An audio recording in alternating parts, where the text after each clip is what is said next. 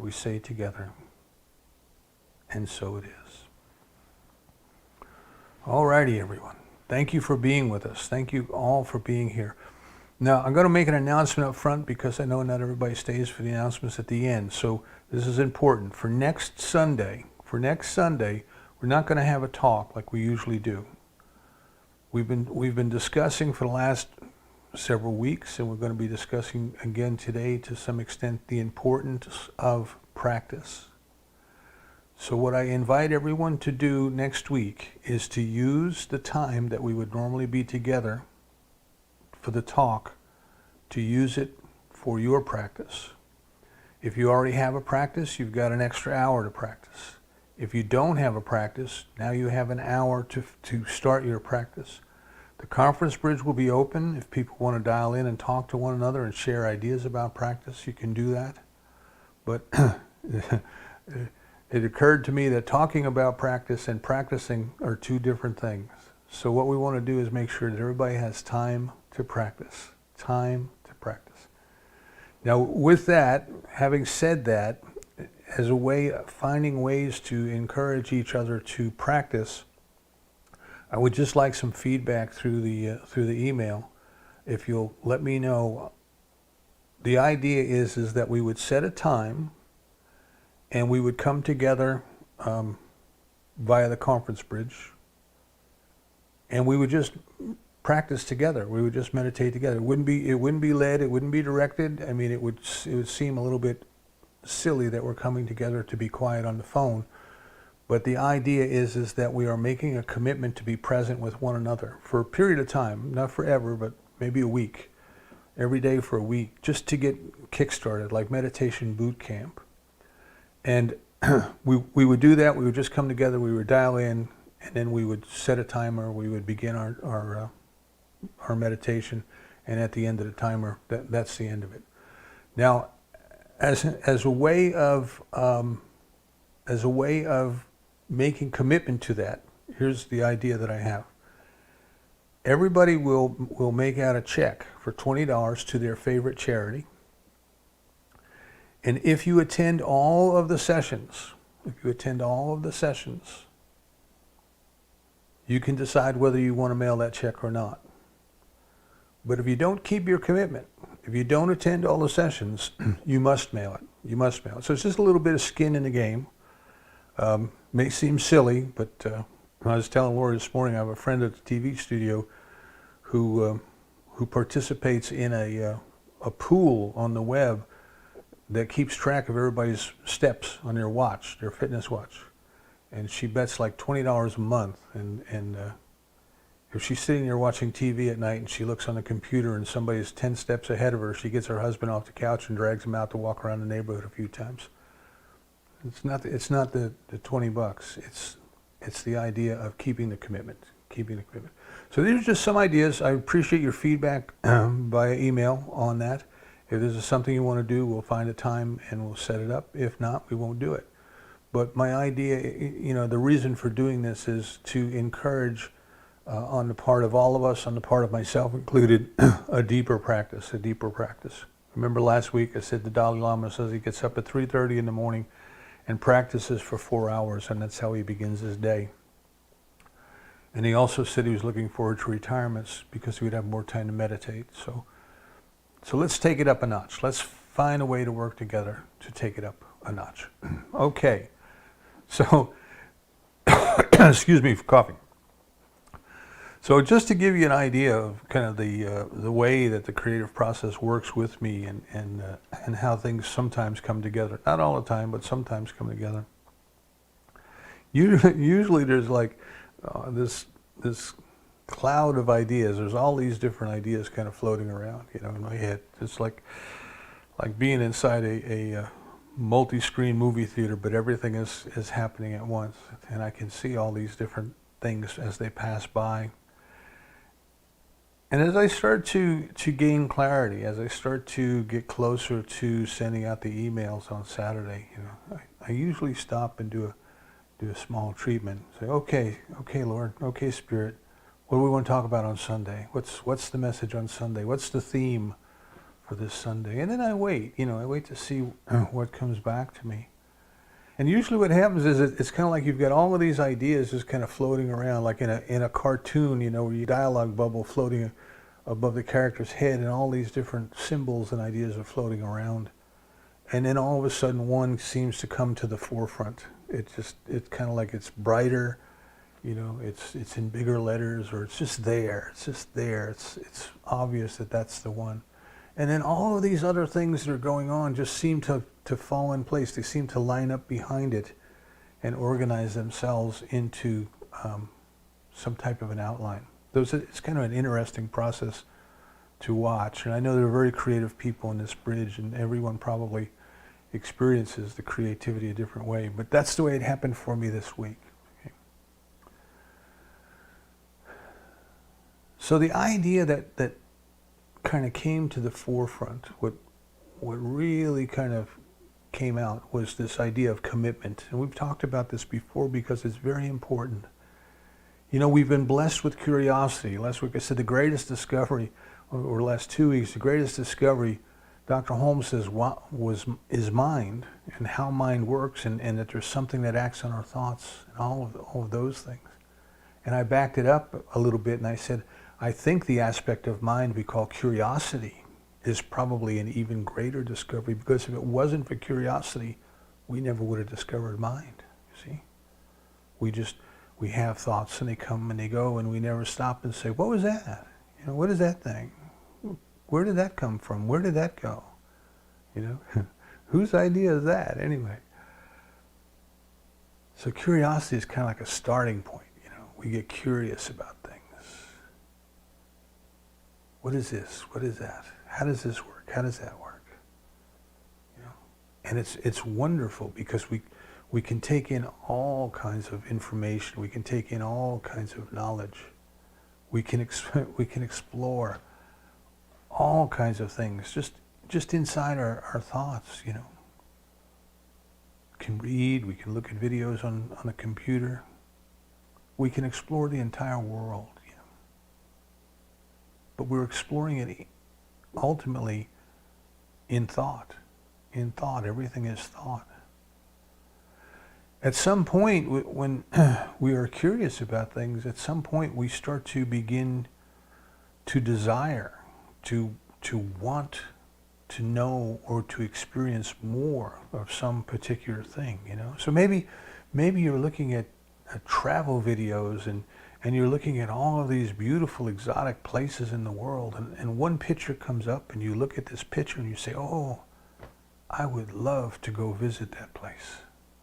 I would love to go stand where the photographer was when he or she took this picture. I would love to experience the beauty of nature in that particular place. So now the curiosity starts to give way to desire, to a longing, to a wanting, or to a seeking. And I think seeking is perhaps a key word. Now, as we've discussed many times, there is this kind of confusion or love-hate relationship over desire, right? Because we are told, and rightfully so, we are told from Buddhism that suffering comes from desire. Our suffering. Now, suffering is not pain, right? Pain is physical, suffering is mental. But our suffering comes from desire. We want, we long, we have expectations that are not fulfilled. We suffer. So the absence of desire in that thinking is the absence of suffering. Right? Remember, Buddhism starts with the first noble truth that suffering exists. But it doesn't have to exist, and we have to find out what the causes are and how to let go of them. And our desires can lead to that suffering.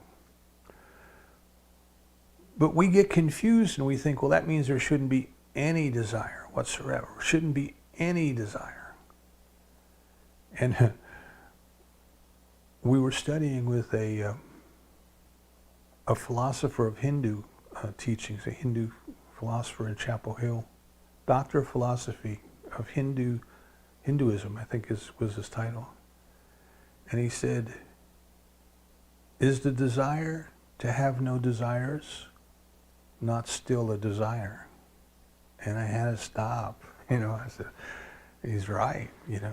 We could say, what is it you want in life? Well, I want to be free of desires. Well, that's a desire. You failed. you missed the mark before you began.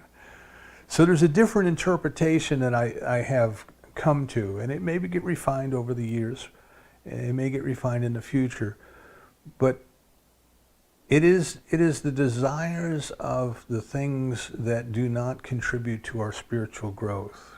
It is the ego desires, if you want to put it that way, the desire to acquire or to dominate or those kind of things. But the desire to love, the desire to seek, that is ingrained within us. That is a very, very part of the essence of who and what we are. The divine created us and gave us the desire to seek, this human seeking. And it expresses itself as our ability and our capacity to allow it to express increased. It expresses in different ways, So at first, yes, we're seeking comfort, we're seeking security, we're seeking food and shelter and companionship, and we're seeking all of those things. And Maslow, who took the 7 chakras and kind of put them into a pyramid and became famous for it, he says, once we have those things, we want more of them. See, we want security. We not only want to know that we have enough to eat, but we want to know that we're always going to have enough to eat. Not that we have a place to sleep tonight, but that we'll always have a place to sleep. So a lot of that seeking is seeking humanness, human needs, basic human needs. And Joel Goldsmith, in some of his teachings, he says, what we try to do as we start to discover more of God is we try to use God in order to help us have a better human life, And every time I read that, I think of Janis Joplin. Lord, won't you buy me a Mercedes-Benz? But we have to stop and say, wait a second, all of this is caused by this seeking, Seeking is looking for something. Seeking is causing us to look for something. And because we are developing at different levels, that something that we are seeking takes on different forms for us at times. But ultimately, as we grow spiritually, we come to realize that what we are seeking is the very experience of the divine itself. Right? That is kind of like satisfaction, fulfillment. See, all of the things that we seek at the human level come and go. We eat, we're hungry, we eat, we're full, we get hungry again. We're thirsty, we drink. Our thirst is satiated, but we get thirsty again.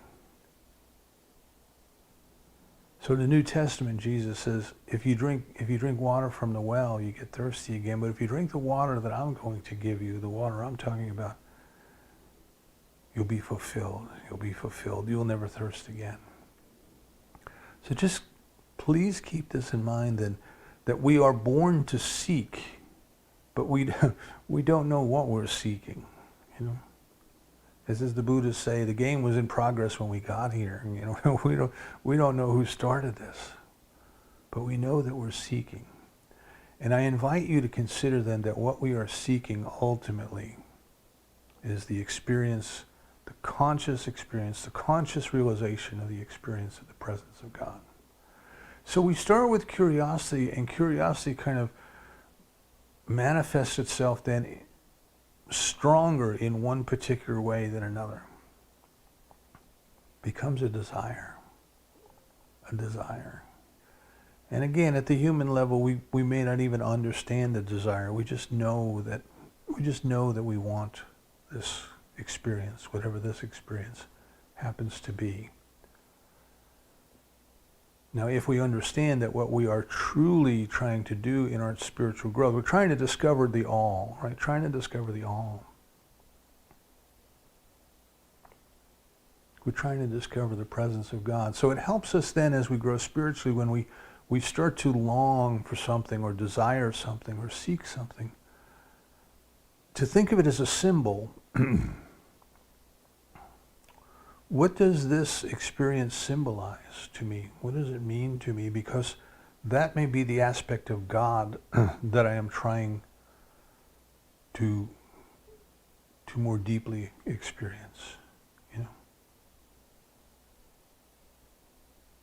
So many times when people would come into us with requests for treatment, we would ask them, well, what would attaining this particular goal, what would that allow you to experience or to express that you don't have now? That you don't have now. And in class, I frequently mention the red Jeep. And our daughter got a degree in psychology. And we were talking about this one day because in psychology they talk about the symbolism of the Jeep. Many times people would want a red Jeep. And I have to say, well, what does that red Jeep mean? What does that red Jeep symbolize? And it's freedom. For most people, it's freedom. So we long for a red Jeep. We want a red Jeep. We don't know why we want a red Jeep. We just want a red Jeep. But what we're really seeking is freedom. And what is the ultimate freedom? The ultimate freedom is our unification in consciousness with divine love, with divine abundance, with divine substance. And this is why Dr. Holmes tells us, with all your seeking, seek God first. You can't have anything until you have God first. Now we can, through our human will and activities, we can go make money and buy that red Jeep. But we're still missing the freedom that we're seeking. The freedom is what we're looking for, the freedom in the conscious realization of the experience of God. So once we know this, once we have learned this, we have grown to a point where we know this, then we can kind of do a little value check on all of our desires. How does this thing allow me to experience the presence of God more fully? And how does it allow me to express the presence of God on this planet more fully? Because the divine is giving through us. And what we ultimately learn is that we have to open ourselves up to give more. It's not about getting, it's about giving. Because as we give, the divine gives more through us. We become that opening through which love flows into this world. And as Gibran says, you can't put love on another. It's like perfume. You can't put it on another without getting some on yourself. So we move through the step of curiosity, we move to desire, but then the next big step that we talk about is commitment. Commitment. You have to decide, you have to choose, and you have to commit to do the things that need to be done. And this is where all things started to fold upon each other yesterday. I was thinking about commitment. What is it that separates those who in this world who are successful from those who are not? And quite frequently it's commitment. Lots of people have ideas, lots of people start things, few people finish them. Few people are committed to do whatever must be done in order to follow through on their desire. Not necessarily a bad thing. We learn a little bit about ourselves, we move forward.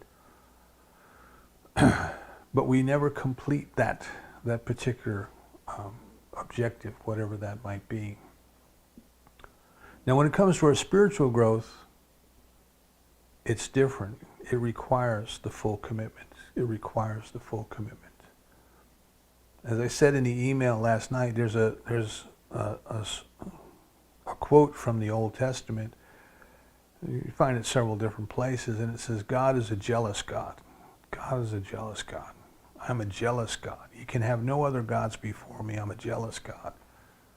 And you have to look at that and say, well, wow, is that really jealousy? Is that like green with envy? Does God have petty emotions just like human beings do? I mean, the divine being, all that there is, has everything, is everything, knows everything. How could it possibly be jealous if you or I, if we turned our attention elsewhere?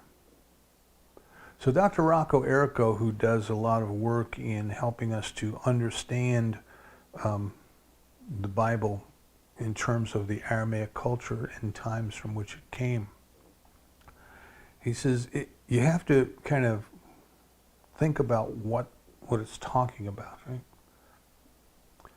He says if you've ever been in a relationship with a jealous person, they demand your full attention. Everything is about them all the time. Everything is about them. And if you begin to get interested in anything else or anyone else, they become upset. And eventually you have to part ways because the jealousy is going to drive you crazy. But they demand your full attention. You have to give them your all, or you will lose them. So Dr. Errico tells us God is not jealous in that way. But the way that it relates is if we do not give God our full attention, we will lose. We will lose. Not that God will ever leave us, not that we can never go back and find God again, but in order to fully discover the magnificence of the divine that is within us, we must give it our all. We must give it our full attention. So yesterday afternoon, I was watching the space capsule undock from the space station, from the ISS. And it was just magnificent to just sit here and be able to see something that's going on in outer space, and watch this ship just slowly move back. And I was amazed because they have the same port and starboard navigation lights that we have on our boats, And I'm wondering, what do they need nav lights on the crew capsule for? There's not like there's another ship up there they're going to have to pass or anything. But it was amazing to watch that, and going back and thinking about how we got there. Now I was a little guy in the 50s when Sputnik was launched. And I really didn't know much what was going on other than that, we heard this beeping sound over the radio, and they would tell us it was coming from Sputnik, a satellite orbiting overhead. And I remember as a little guy, excuse me, trying to sneak out of the house after dark and to look up into the sky and see if I could see this satellite going overhead. I didn't even know what I was looking for. Excuse me, I need to get a drink of water here.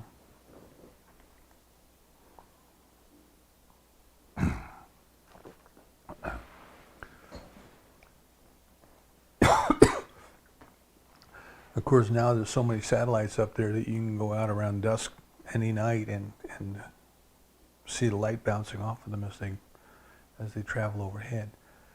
But there was just something awesome, awe-inspiring about recognizing that there was something up there, that human beings had put something up there, and it was sending a radio signal back to the Earth. Now, I was just a little kid. I was not aware of the political or military implications of another country being able to put something in space, but I'm sure the adults were, and part of their interest and part of their anxiety over this had to do with perceived threats to national security.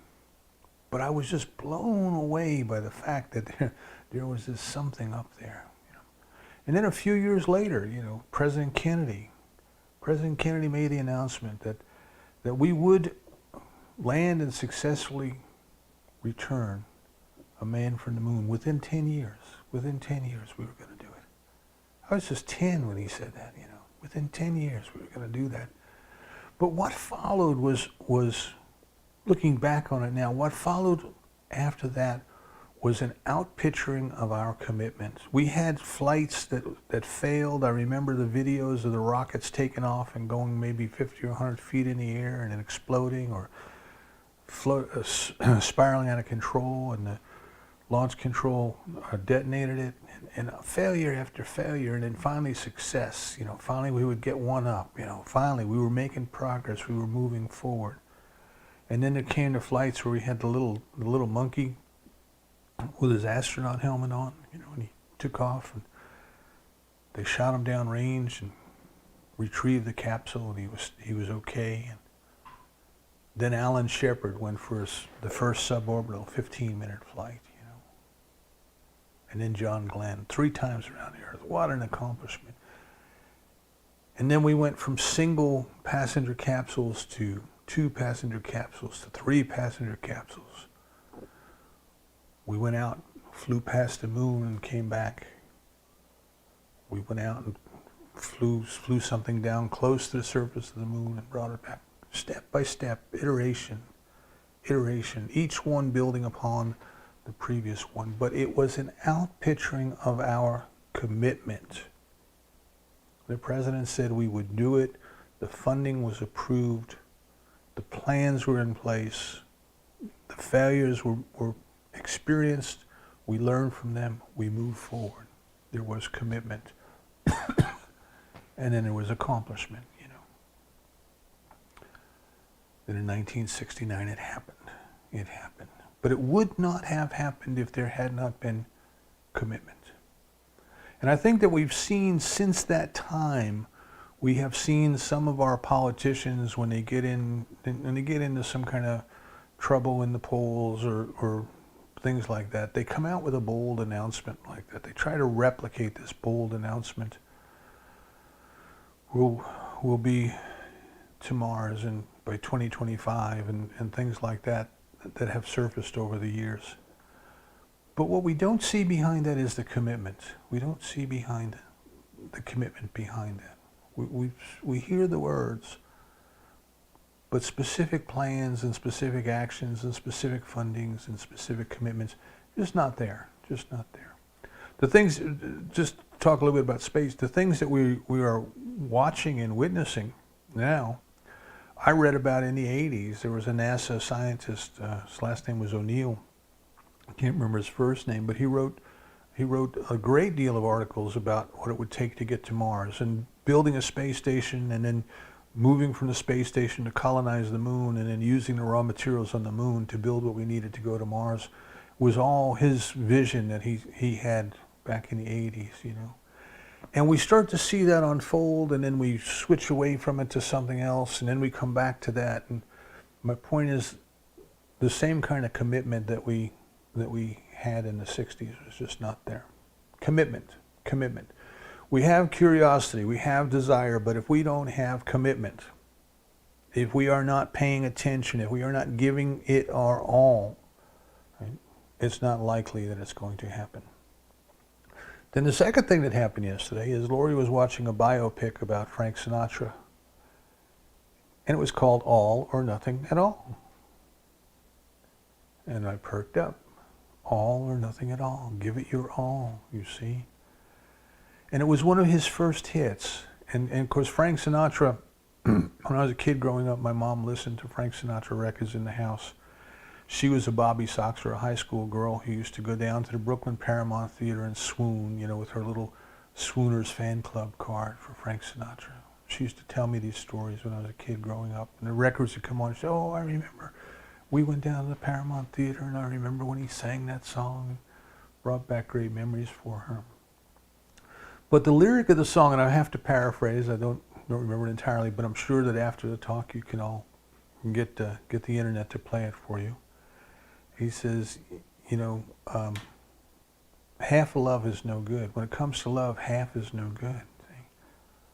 Why begin something and then cry over what might have been? I'd rather have nothing at all. Why begin and then cry over what might have been? I'd rather have nothing at all.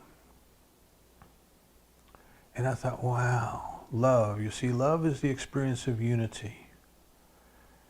The divine is perfect unity. What we're really trying to do in discovering our self with a capital S, the presence of the divine within us, what we're really trying to do in discovering ourself is we are trying to experience love to a greater degree. That's what we're doing, you see. That is it.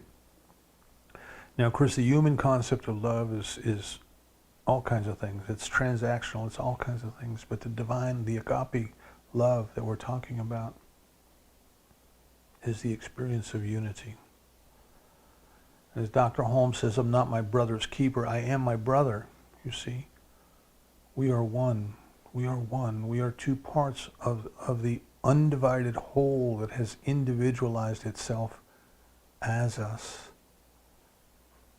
And God is a jealous God, in that if we turn our attention away, if we get distracted, if we flit from here to there to everywhere, if we get distracted, if we're not committed fully to using the only tool that we have, which is our consciousness, and to learning how to work with our consciousness, to learn how to intend, to learn how to pay attention, to learn how to maintain our focus.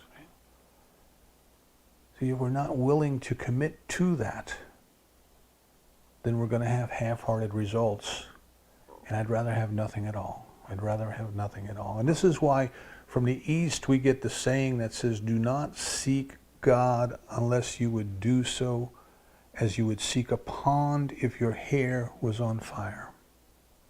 Do not seek God unless you would seek God as you would seek a pond if your hair was on fire. Are you committed? Are you committed to this experience? Are you committed to releasing and letting go of everything in your consciousness that distracts you? Are you committed to developing that single-pointedness? Right? I often use the example of a magnifying glass and a fire. You can go into the woods and you can use a magnifying glass to concentrate the sun's energy into a fine point, a focal point, and you can use that to start a fire. But you can't start the fire if you keep moving the magnifying glass all over the place. You must be committed to hold it steady long enough to get that fire to ignite.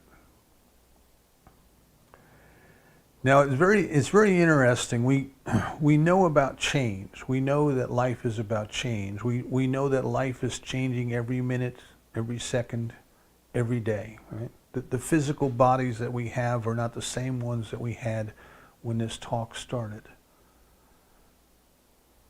Billions of cells die, billions of cells are reborn. Life is renewing itself constantly, renewing itself constantly. And I want you to think about this, right? The cells start dying as soon as we're conceived. This process of restoration begins. And it continues on, and it's only when we do not restore, when our bodies do not restore, do not grow new cells to replace the old cells, it's only then that the death of the physical body will occur. We have to keep growing, you see. We have to keep expanding. We have to use our curiosity. We have to use our intention. We have to use our attention. We have to use our commitment to continue to grow, to continue to grow. So one of the great symbols of change that we have, is used many times in many teachings, is the caterpillar and the butterfly. And I saw a cartoon, and I seem to think it might have been Larson, one of Larson's cartoons, but there's these two caterpillars standing on the ground talking to one another. And they're looking up in the sky, and the butterfly is flying overhead. And one turns to the other and says, "You'll never get me up in one of those things." See? But the change must occur. Now the caterpillar, as far as we know, is not consciously aware is what is going on.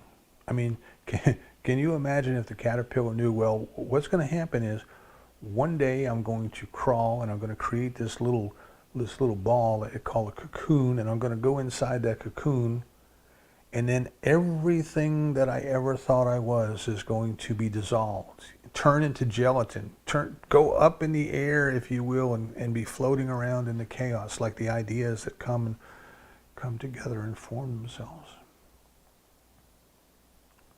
And then out of that, everything will come together and there'll be a totally new body for me, one that will have wings. And then I'll be able to fly. Now, if that were you or I, you'd say, wait a second, so you want me to get into this little tiny space and I'm just going to melt into some kind of ball of jelly? Everything that I ever knew is going to be gone, and then I'm going to emerge as this beautiful creature, the butterfly. I don't think I'm ready to do that yet.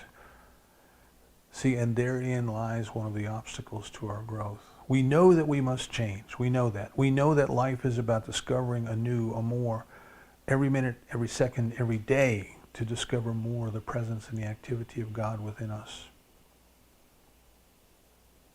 But we're not quite ready to do that yet.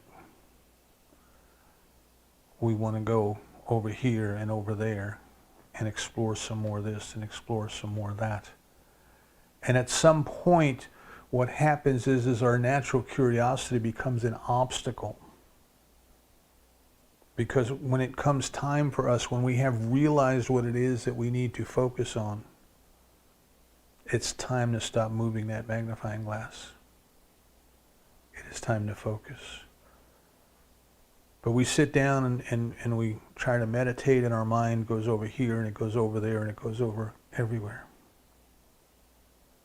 And it's like our own awareness of thoughts has become an obstacle. At one point, it was necessary for us to fulfill the seeking within us. But once we know what we've been seeking, once we know what has been seeking us, once we know what it is that we must do, it is time to let go of distractions. It is time to commit. It is time to do that which is necessary. Now, if you've read any of the pop psychology, self-help, motivational books, you know, in my day it was Napoleon Hill and W. Clement Stone and Claude Bristol and folks like that, and now it's you know, Brian Tracy and Tony Robbins and other folks. But if you read and pay attention to the themes that run through what all of these different speakers and writers are saying, is it requires commitment. It requires a single-mindedness of purpose. Napoleon Hill gave the story of the man who decided he wanted to mine for gold. And he got investors together and they bought equipment and they started operating this mine, and they dug and they dug and they dug and nothing happened. And they became discouraged. And they sold the mine and they sold all the equipment to another man. And what this other man did was he called in a geologist who examined the ground, and he said, yeah, there's gold down there, just keep digging. So they did, and 3 feet further, according to the story, the way Napoleon Hill tells it, just 3 feet further, he struck gold. So these people who had decided that they wanted to mine for gold, that put their money in all of those things, they quit 3 feet from that which they thought they wanted. And they use stories like that, they use anecdotes like that to illustrate the importance of commitment. So what is the most important thing in our lives? And the most important thing in our lives is discovering the presence of the divine within and experiencing the presence of the divine within, experiencing our spiritual nature, experiencing our true self.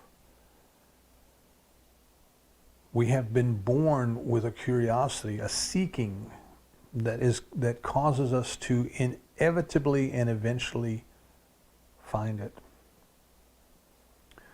Now, I once read that freedom of will, free choice, doesn't mean that we get to choose the curriculum.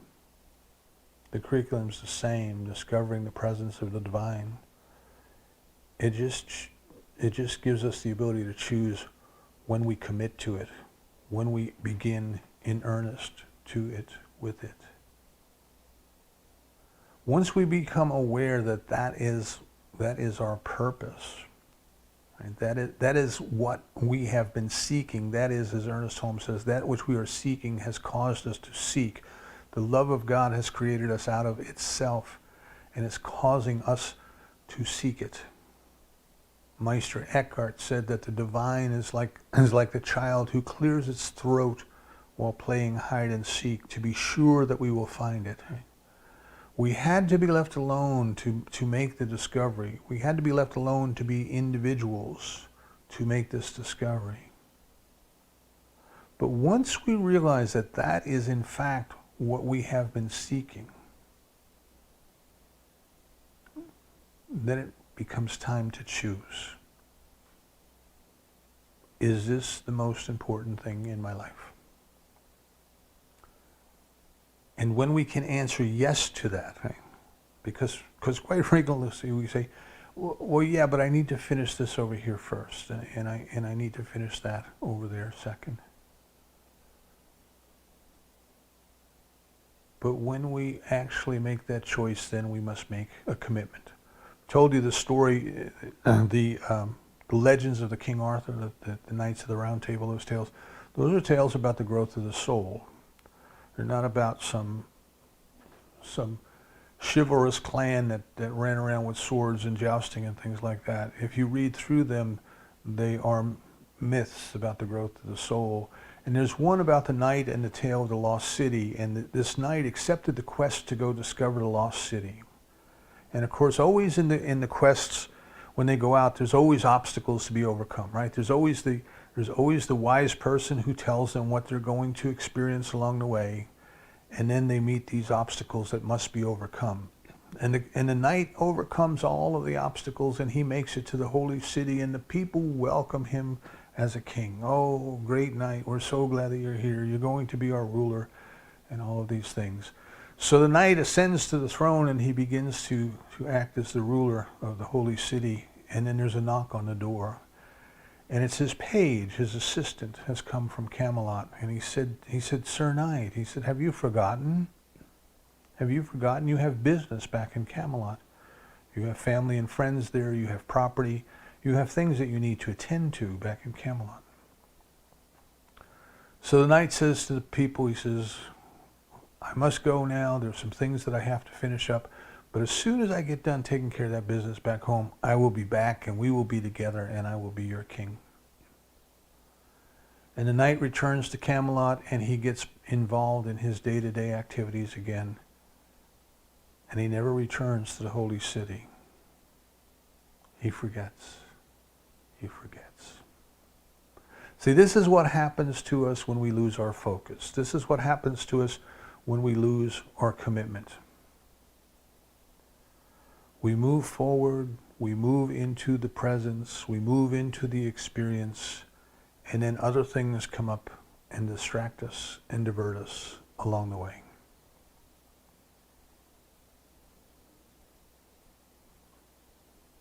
It's all or nothing at all. And if we're not ready to give it our all, we'd be better off not to begin.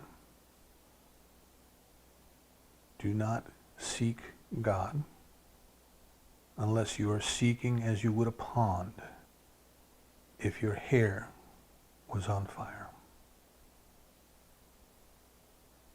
I invite you this week to reflect upon your own commitment to that which I say is the most important thing in the world, your spiritual growth. Think of all of the things in the life that you have ever achieved. Think of all of the great accomplishments of the human race, the technical accomplishments of getting to the moon, launching this crew capsule and bringing it back. All required commitment. No matter what our level of commitment is now, we can take it up a notch. We can take it up a notch. See, we are in fact the caterpillar. We are in fact crawling into the cocoon. We are in fact allowing everything that we are to dissolve into nothingness, to be reformed into allness.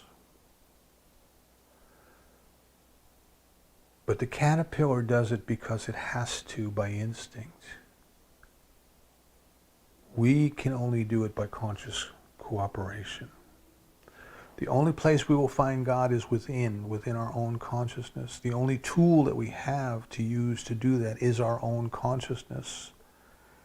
We must choose, we must commit, and then we must do the things that ought to be done. We must do our spiritual practice. We must do our study. We must do our reading. We must eliminate everything in our consciousness that is unlike God. And only then can we emerge from the cocoon in our new selves. So I invite you to reflect upon your life, wherever you are. Wherever you are is fine with me. But reflect on where you are and ask yourself if it's time to take your commitment up a notch. The next week, during the week, I invite you to practice, establish your practice. Next week, next Sunday, 11 o'clock. Instead of listening to a talk, engage in your practice. We will get back together the following week, and we will continue on with our Sunday talks. But let's take time to do that which we have been talking about. Practice. The Facebook page is open. If somebody wants to go out in nature and sit and meditate and take a picture of wherever you are and put that picture on the Facebook group page, feel free to do so. And give me feedback, please, about the idea of forming a meditation boot camp where we get together to encourage each other to meditate. And so it is.